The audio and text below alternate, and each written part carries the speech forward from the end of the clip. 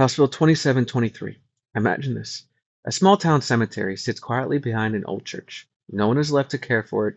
The last person who knew how to file its tax paperwork has long since passed. One day, the county lists the land for auction because nobody claimed the tax exemption. Families show up to find headstones gone and a parking lot in its place. What the bill says it does? House Bill 2723 says cemeteries that no longer have an identifiable owner will automatically get a property tax exemption so they can't be sold for back taxes. What it actually does? This bill lets appraisal districts skip the application process and approve tax exemptions if the land is clearly used for human burial.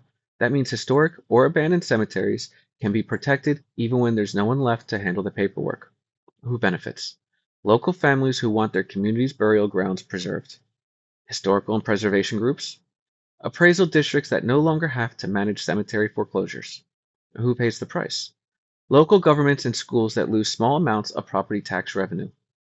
Taxpayers who may shoulder a slightly larger share over time. Why it matters. Protecting cemeteries is the right thing to do, but every new exemption chips away at the tax base that funds classrooms, roads, and public safety. A small carve out here and there might not seem like much, but over time, these exemptions add up. Questions to ask your lawmakers. How will the state track the total value of property being exempted under this and similar laws?